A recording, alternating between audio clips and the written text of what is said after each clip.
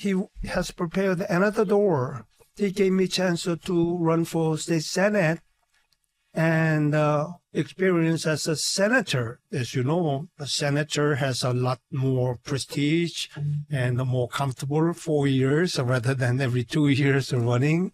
And so I wouldn't have tasted the as a senator experience if I was not defeated the fourth term.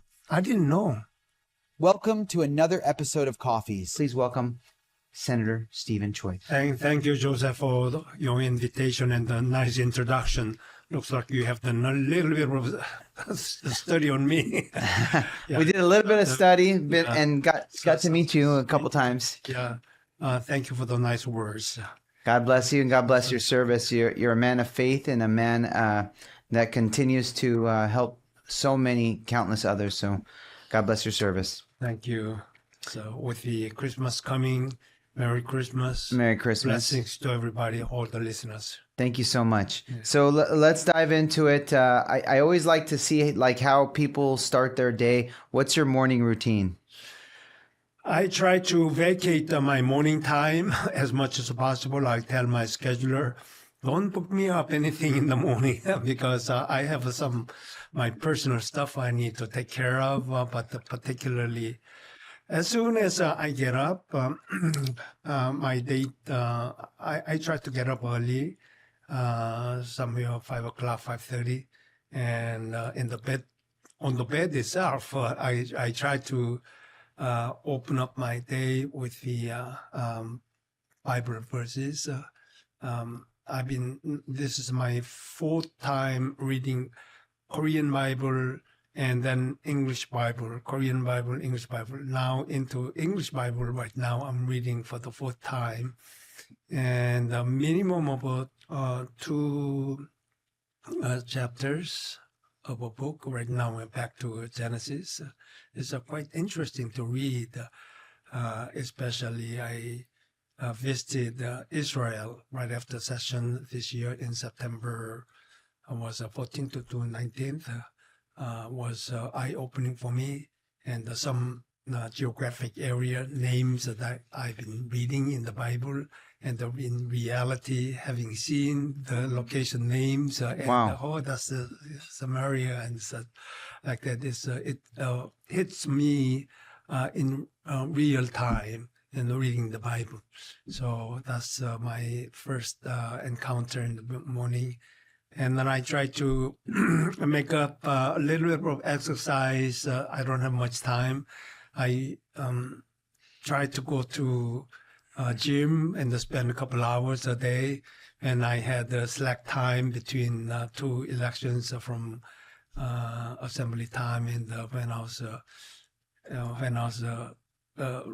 announcing my candidacy for the Senate. I had a little bit of a couple months of time. During the time I spent quite a bit of time on the in the gym, but now I don't have that time. So I live in a very nice neighborhood with the hills, so I walk and jog back for my health, do some stretches and taekwondo style stretches as well, because I have done some taekwondo when I was young, and I try to maintain my body. And then take care of some personal stuff, and then get to my office. And usually somewhere, depending upon schedule, I may have to get up earlier, but I try to get to my office if no particular schedule, 11 o'clock, 12 o'clock. Usually I come there and follow my schedule, whatever that I'm scheduled to follow today. And then, my staff members will prepare me where to go, what to do. So that is my routine. I mean, you're keeping so busy at your age. I don't know how old you are. It seems like you're timeless, but I'm very old. Speaking of age, I was abandoned by my own party because of my age. You are too old. We're gonna recruit some young blood. And that's what they did. And even though with my political background experience on all local levels up to assembly, and they chose somebody else, a younger person, and invested that money on him. And it turned out in the primary election, there were 11 people, 7 Democrats and 4 Republicans, and he was near the bottom. And eventually I bubbled up to number 2 against sitting incumbent Democrat senators. And I was a former assembly member. And as you know, California election rule is the top 2 people will compete in the general election. And it turned out to be a Democratic candidate and the Republican candidate. And the Republican candidate happened to be me. So they had no choice to not to support me because there was a Democratic candidate versus a Republican. So they supported me a little bit for the general election. So I made it, and beating the sitting incumbent by the Republican, beating sitting incumbent Democrat in the Senate took for the first time in 44 years. Wow. So they call me miracle senator. in finance, financial situation at all. In election, that's in campaign, that's what they say. Money is everything, right? And it is important. You got to have money to campaign. But I was not a near competitor to sitting incumbent because personally I raised less than $100,000, and then also $60,000 was saved from my assembly raise because I saw the last planned mail campaign, which cost about $40,000-$50,000. I said, don't spend it. There's no chance, even if I send another flyer, it's not going to make it. And then I saved it, and it became the basis for the Senate race. And one of the interviewers of the endorsement for Republican candidate, which want to endorse by Orange County Republican Party, and one of the member guys, he was focusing, targeting me, and not general people will know that kind of details. And he attacked me for, why did you not spend your $60,000 and you didn't get elected? It didn't make any sense. He didn't know, what was going on. So anyway, that was my basis. And less than $50,000 I raised, a total less than $100,000 against my opponent, Democratic incumbent, had a total in the middle, not even the last, $11 million. Wow. And so money-wise, $100,000 versus $11 million, it's not a game. Supposedly I should be, long time, so much percentage I should have been defeated.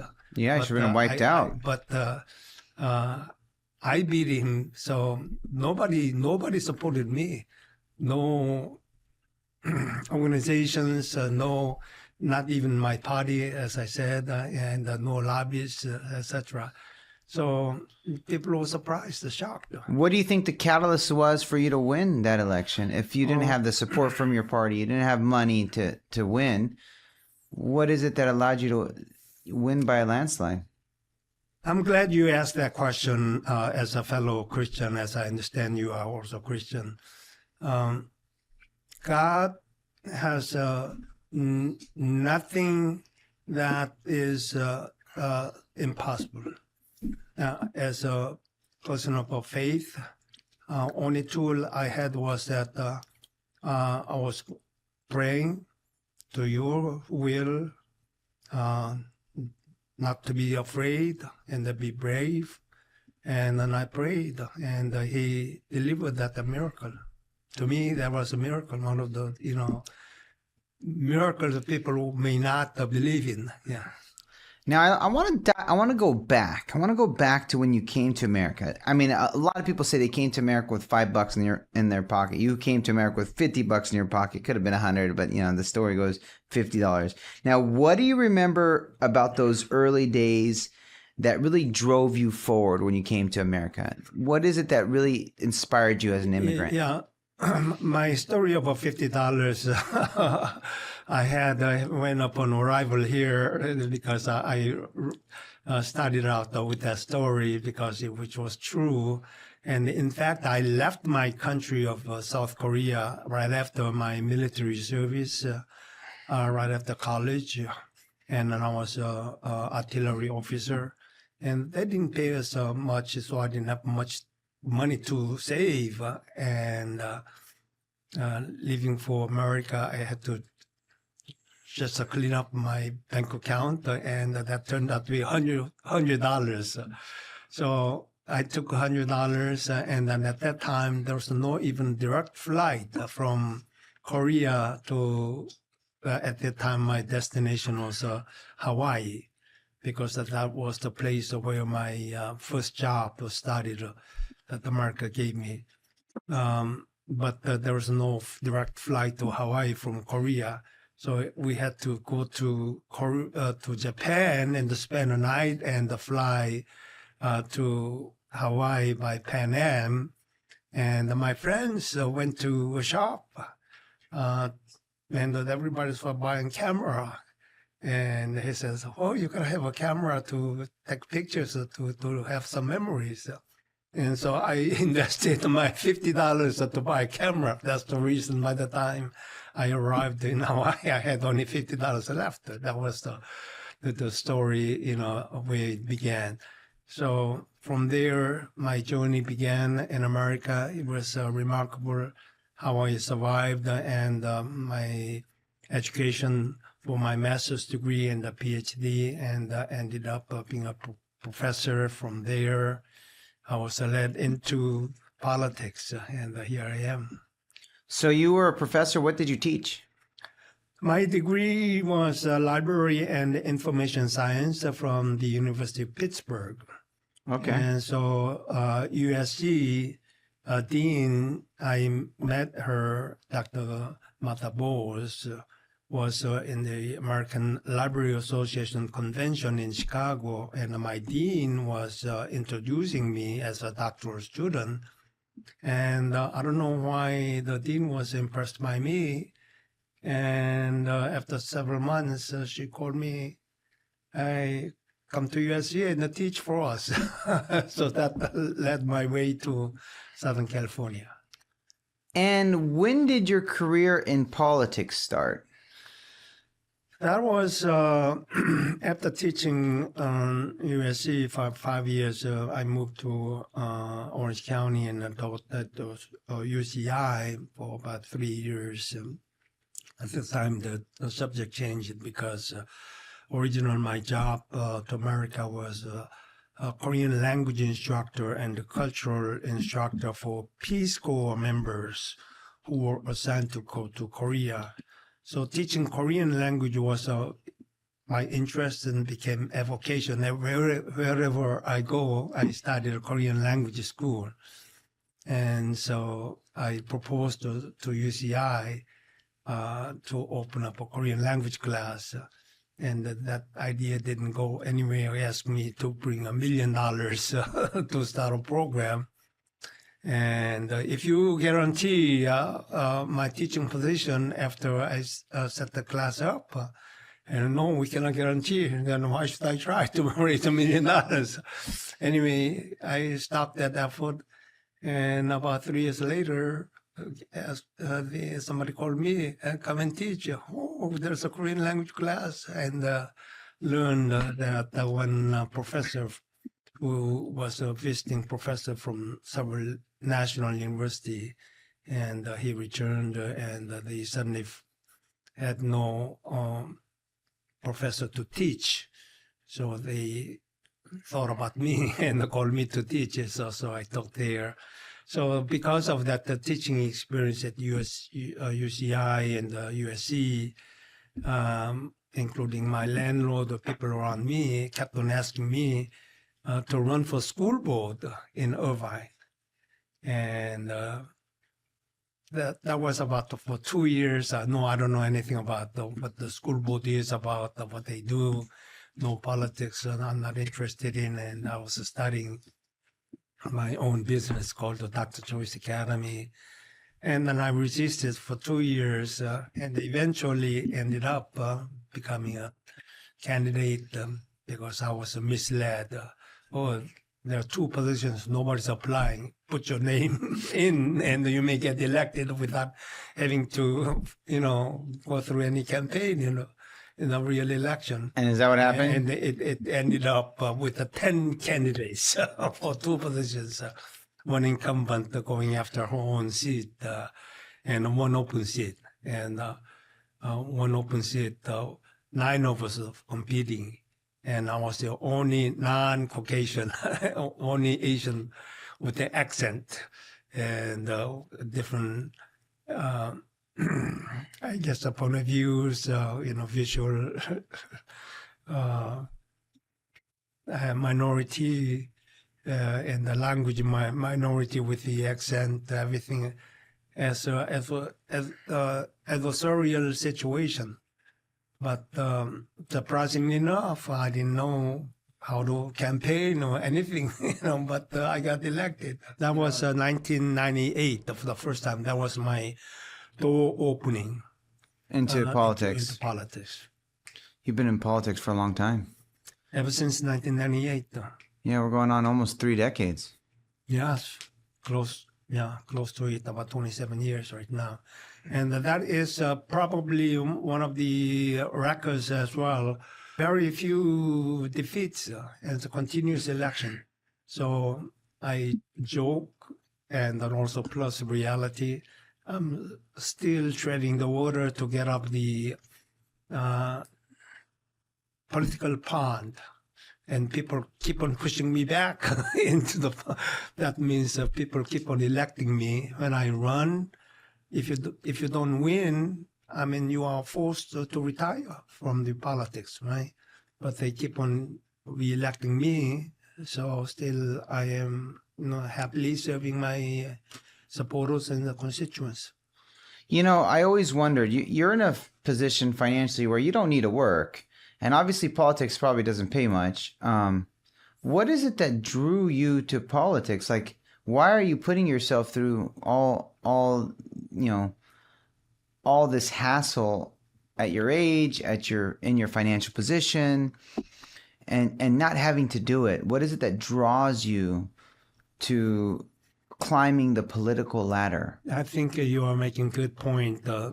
Nobody will try to become a politician for money, because when I started, was it about $300 or $400 for the school board after insurance deduction or whatever deductions? Sometimes I deposit $4.90. So it's not big pay. No. Even Irvine City Council and mayors are much better off than other places.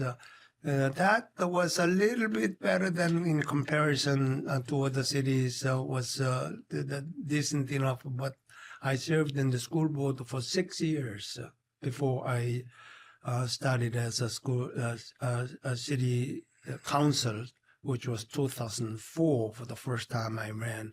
I served 8 years on the city council, and then you can serve only 2 terms consecutively at that time. The law, the ordinance of the city, and then I ran for mayor, and then I got elected. The re-election, I got re-elected.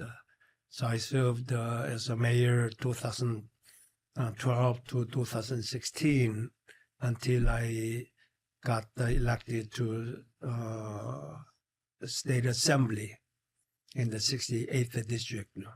So it was not intended, but it turned out to be every step of local government, the school board, city council, mayor, assembly, and Senate.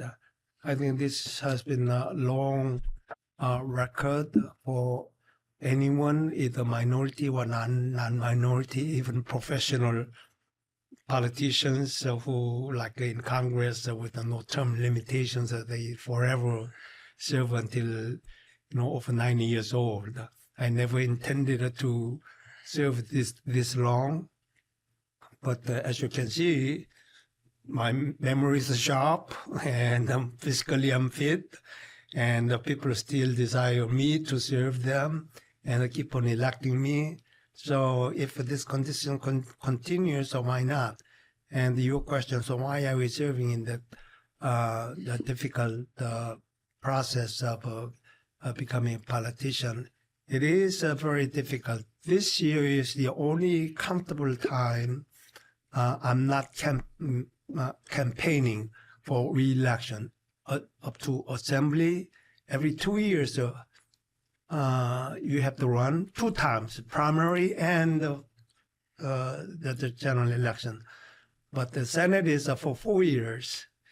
And right now, 4 years, after 4 years, if I have served until 2028, I would have served for 10 years.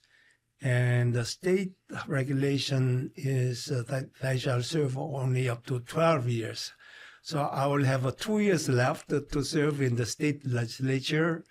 But the Senate term is 4 years. So they would not let me run to serve for 2 years because it's less than 4 years. But anyway, that's a different story. Having served as a minority and serving my city and the entire region for assembly was about roughly 50,000 people in the Senate. I have over 1 million people in my district. That's a double, because senators have 40 members and the assembly is 80 members. And in there, now all kinds of background people come, and quite a few now minorities I do see that now. But when I started, everything that I did was for the first time. You're the first minority got elected to the school board, to the city, etc., etc. As Asian, as a Korean, background. Looking back, this is for the first generation immigrants, particularly, because the first generation means that you are over 18 years old by the time you arrive. That's the category we term them as a first generation. My children who were born here will be second generation. What if you came over when you were 5? You will become 1.5 generation. So if you came when you're 5, then you become 1.5, almost native, but you have a deeper your parental relationship in the root in the country of your parents. So my children will be second generation, but they tend to, I guess, saturated and acquainted with the Korean culture, what we do, like eating kimchi and Korean food or Korean bulgogi. And well, everybody likes bulgogi and kimchi now, and that's those staple foods in many diets. Yeah, 100 days of the baby is 100-day survival celebration. We call it Pegil. And so looking back, nobody will plan, hey, I'm going to be a role model for my Korean Americans or immigrants. But you turn out to be role model for that group, not only for Korean Americans, but for Asians, for the wider spectrum, for immigrants. Oh, look at Steven Choi, who is supposedly first-generation American with an even different shape and a different accent. He keeps on running and keeps on winning and keeps on serving the community for a long time. So I send the unspoken message to children and the immigration population that once you have chosen America as your home country, become assimilated and contribute. Okay, don't stay outside in the periphery and complain and looking up, oh, that's what they are doing and that they should do. Be involved, become the builder. You can become the leader of the community, contributor of the community, rather than standing outside and complain about it and living in your own bubble, as for example, Korean American bubble. Korean Americans tend to, and I understand, Cling to each other, yeah, among themselves, and even churches are all Korean speaking. So that's the reason, as I said a while ago, that my category is a hyphen, the Korean hyphen American. So I go to two churches even. The Korean church, the American Korean church. church, and then I go to American church. So I gotta understand both worlds because I cannot abandon my roots and my culture. So I wanna have some relationship built, and then also they have certain expectations on me.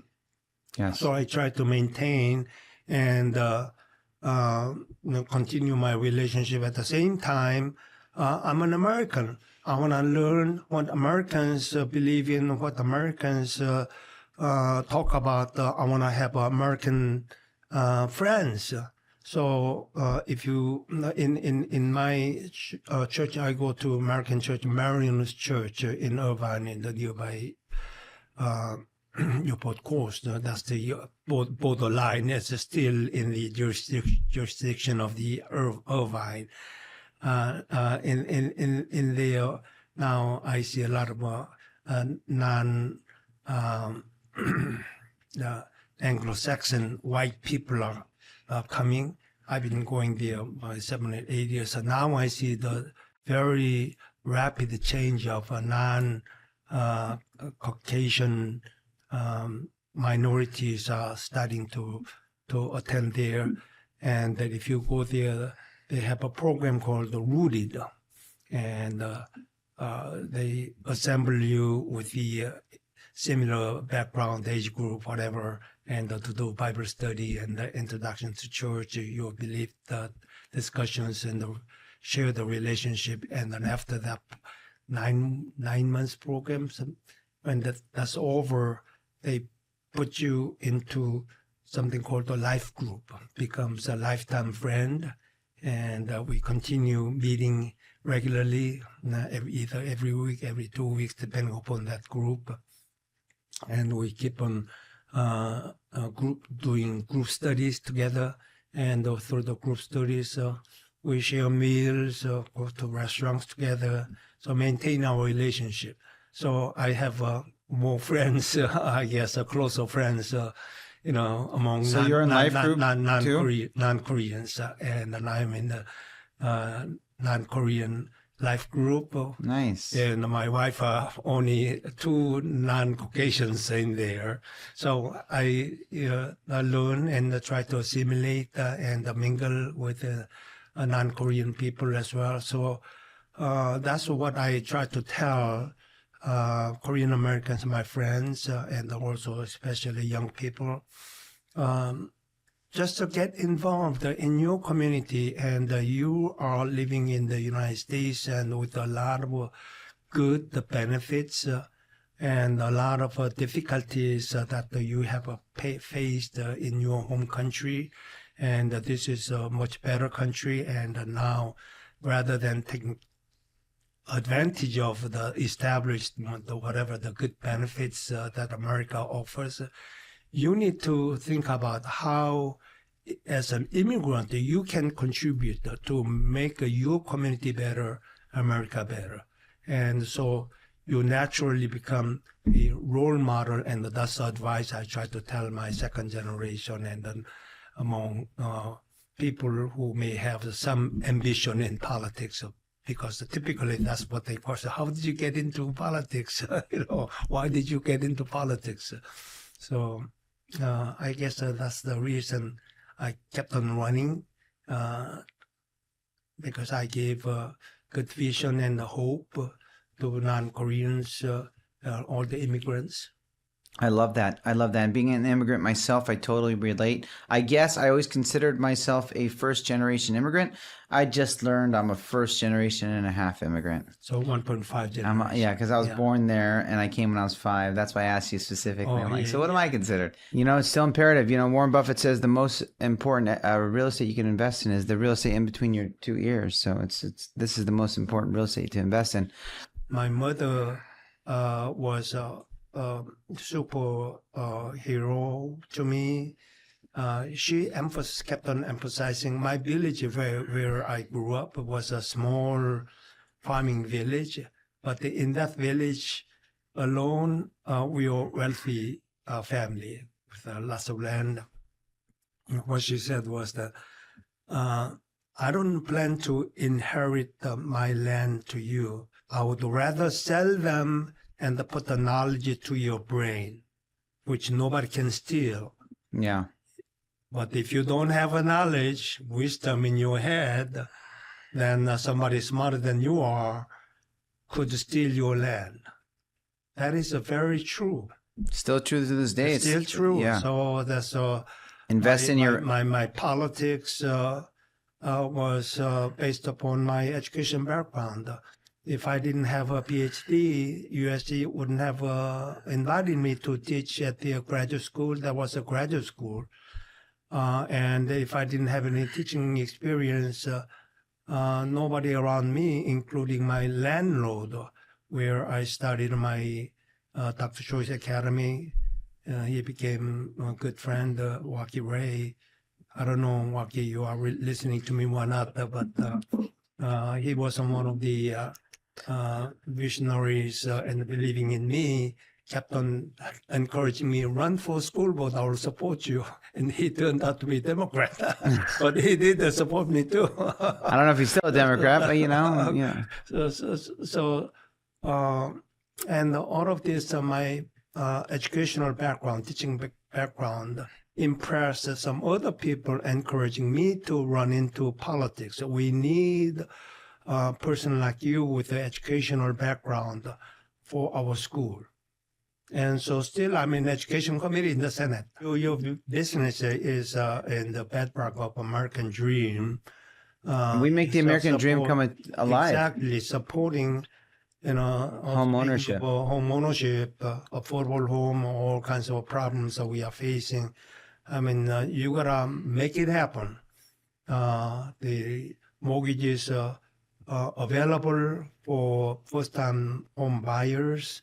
Low credit income. And building good credit, which is very important for lenders like you. So that is some message you can tell. To have a good, to build a good credit, that means you gotta become a good person. Yeah. To become a good person, you gotta respect the God. That's right. God, the Bible teaches you how to become a good person. So I think your business can be a vessel for God's truth. Telling such a basis for human being to be nice, respecting the God, and providing the means for them how to build a good credit, and I can trust you. I can loan my money, which will be always a basis for home loans. Yeah. Right, and they can. By starting home, my district director, he started his first home, and I don't know whether he got the mortgage, from you or somebody else, or with a good rate or not. I think that you are doing wonderful work for achieving American dreams for the home buyers. We're doing God's work. That's our number one pillar. Serve and do God's work first and foremost. The money always follows. I mean, if you know of anything, I know there's a lot of discussion about the portable mortgages from Trump. There's discussion about the 50-year mortgages from Trump. We were just having a discussion before we got on the podcast, like, you know, we would need to hit a 50-year mortgage, a portable mortgage, a reduction in housing, a lower interest rate to make housing affordable. I don't know what you know or what tricks, that Sacramento or government has up their sleeve to make housing affordable again. But it seems like a very daunting task, quite scary, and candidly almost borderline impossible. I know everybody looks at the legislators in Sacramento. Unfortunately, I'm a Republican. What I'm saying is that unfortunately means we are in the super minority group. In California. In California. And that means we have no power. We are only 25% of 40 people. And everything on the bill when we vote is based upon the majority vote. The thing is, they keep on talking about affordable housing, meaning that low-cost housing.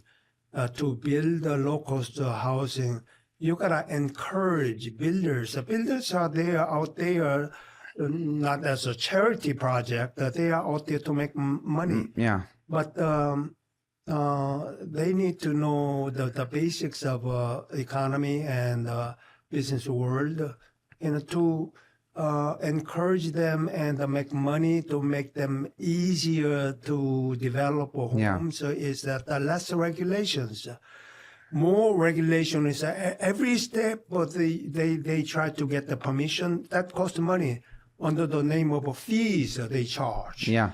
You know, the fees. And the fees to build are crazy, and the regulations are borderline impossible for a lot of these builders to build within affordable housing. It's impossible because it's so expensive. Years ago, not my data is not updated, but when I was a mayor, I was told to get a permit for one side. It'll cost $54,000 permit alone. And when that is already almost like that's like a house. You know, affordable means to me $100,000, $200,000 will be affordable means right now. But right now that's not the reality. You know, cost of living goes up, inflation goes up. It is what the Southern California average house is $980,000. That is not affordable, even average. Yeah. That's about $6,500 payment to buy. Yeah. Which means you need to make a couple $100,000 to break even. Yeah, who can make that kind of a monthly payment for housing alone, and the leftover, that should be, by your standard, I understand, should be less than 1/3, right? Yeah. Housing costs should be less than 1/3 because you have other expenses you gotta live on. So the lessening the regulations. And I love to hear that. Lessen regulations, people. You heard it first. We're going to lessen them, especially to build. Yeah. And give the incentives. If you build more homes, we'll give you some incentives, tax deduction, tax credits for certain things. So if you develop more than 50% of your entire building project you are doing, we'll give you 50% of your expenses, a tax credit, such as some, for developers to be incentivized to build more homes, so rather than charging them more tax after more tax, like what they call millionaire's tax. If you become richer, they will have to pay more tax. That's what they're planning to do, and developing more tax, more regulations after regulations. That is not the approach. I mean, you have heard about the $26 billion something dollars was spent the last 7 years under the name of helping reduction of homeless people. But after that huge amount of tax money, is the homeless people getting reduced or increasing? It's increasing. That's increasing every day in Southern California. And it's going to increase more because housing's so expensive. Everything's so expensive. So this is a very complicated issue. That's a very simplified comment I'm making. But if I were the governor, I would start the long-range plan, start from the young ages, and the financial education, how to manage your money, and many ways they can become independent, and focusing upon education for them to study and stay in schools, become a good person. I love that. I have a couple last questions before we wrap up here. This one's about goals. What's a personal goal that you have for yourself, and a family goal that you have for the family, as well as a goal that you have while you're state senator? Well, that's a broad question. As far as my American dream is concerned, I think I have already achieved. I'm so happy. Every moment I open my eyes, I'm grateful to my Lord, who has led me to this level, achieving American dream and the personal satisfaction. And I'm happy that looking back, it was not my goal to become wealthy or famous, become a politician. Turned out to be, it was, I didn't know where I was going. I was not aiming to become a senator. It turned out to be a senator. When I ran for fourth term assembly, and then I got defeated by carpetbagger Democratic person who moved to my district because that was the better chance for her to win. And that was the time when I was very despaired. That may be very sad ending as a losing record. But I didn't know what that meant to me. It was sad for that time. But now that God had a different reason. He has prepared another door. He gave me a chance to run for state senate and experience as a senator. And as you know, a senator has a lot more prestige and more comfortable 4 years rather than every 2 years running. And so I wouldn't have tasted as a senator experience if I was not defeated the fourth term. I didn't know at that time, why I lost. Yeah. But now God had different purpose, and that created, like I said in the beginning, a small miracle. But to me, that's a very, very, I think the majority of people who know about my story, that was a big miracle with that kind of a small campaign money in less than $100,000 raised. How did you win the $11 million, candidate? So teaching the young people and people who aim for American dreams and even become a politician, whatever the vision you may have, is that follow the will of God, what the good opportunities He has prepared. He will lead you to that goal. And that's what, looking back, that has happened to my life. I love that. Last question. Sure. When you're in front of the pearly gates, what do you think God's going to tell you? Job well done, and I will say thank you, sir. God bless you, Senator Choi. God bless your service. I look forward to seeing what you're going to do as state senator. I wish you much prosperity, and may the Lord always protect and shine over every decision you make. Oh, thank you for that opportunity. to share my experience a little bit. As a fellow Christians, I'm happy to share my experience, how God led me to this point with the abundant blessings which I never begged for, but looking back, that was what exactly He had His purpose in me, and the doors and the destination already decided. So I will close by saying that all the people with the Christmas coming, and we need to understand what the Christmas is. This is a celebration of our Savior, Lord Jesus Christ's birthday, and not is many religions they celebrate as a holiday, but this particular Christmas Day is a celebration of Jesus' birth. So with the season upon us, the people will experience the happiness, the meaning of Jesus coming to this world to save us, and in the conflict of so many different conflicts that we are witnessing in the world, I hope that the peace can be achieved. I'm sure He has His goal someday that peace will be achieved on earth, and that's what our ultimate desire. So Ultimate goal. peace for on us. earth is what I would like to wish everybody. God bless you. Thank you so much for coming on today's show. Thank you so much, Joseph.